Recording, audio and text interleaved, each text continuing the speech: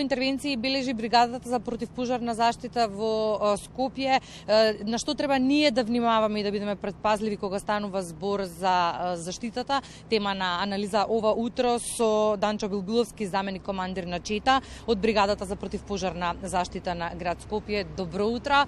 Знам дека ви почна смената. Се надевам нема да имате полни раце работа, но сум благодарна што ни дадовте позитивен одговор за разговор во Македонија наутро. Што вели бригадата ова утро, каков е билтенот, имаме ли повици и колку на број? Добро утро. Па ние само што ја примивме смената, сега за сега сме мирни.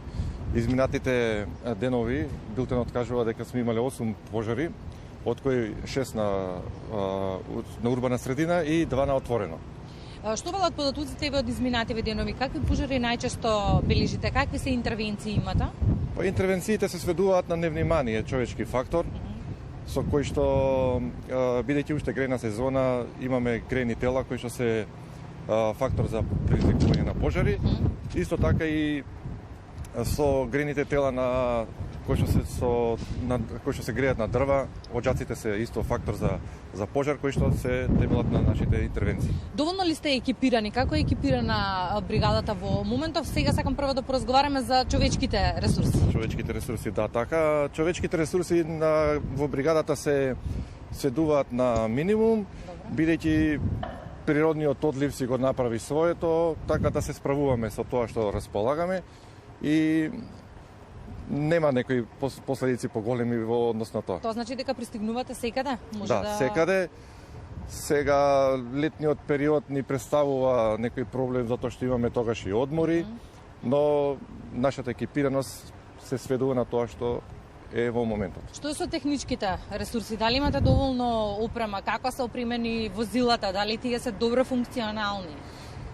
Па во старосната граница на возилата е голема, така да со тоа што располагаме во моментот задоволува, но поволно е да се има нови возила кои што би требало да располага една противпожарна бригада. Ако во зимскиот период најголемиот ризик за избавнување пожари е во домовите и од грејни тела, барем според статистиките, кои се најчестите совети кои што ги давате на граѓаните во пролет и кои се ризици во пролет постојат? Па во пролет, како што кажав, уште е грејна сезона, треба да бидеме доста внимателни со грејните тела, електричните инсталации, да не бидат преоптоварени. Тука настануваат поголеми пожари и како што кажуваме секогаш, едукацијата е најбитен фактор за да луѓето бидат внимателни, свеста да се подигне.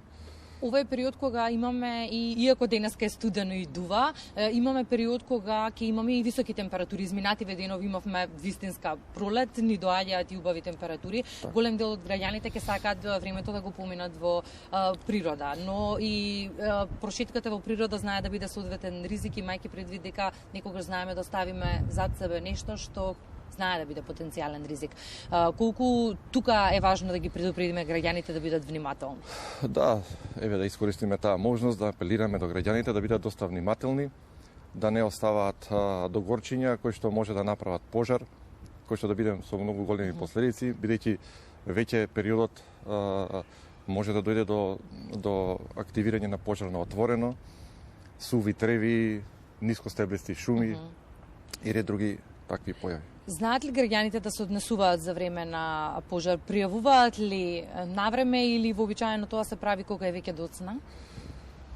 Па, статистиката покажува дека навремено се јавуваат во бригадата. 193 е бројот кој што веднаш треба да повикаат и ние пристигнуваме на лице место со самата дојава. И кои се оние три најважни правила, да го заокружиме разговорот? Кои се трите најважни правила кои што треба да ги знаеме наизуст во случај на пожар? Па првото правило е се разбира повикот 193 кој што не треба да се заборави. Второ е да се види личната безбедност на кој што сме се затекнале во самото место на пожар. И третата работа е која што треба се обидеме со нашето искуство кој што го имаме како граѓани, да можеме да го изгасиме пожарот доколку е во почетна фаза. Доколку се развие повеќе, треба да го напуштиме местото.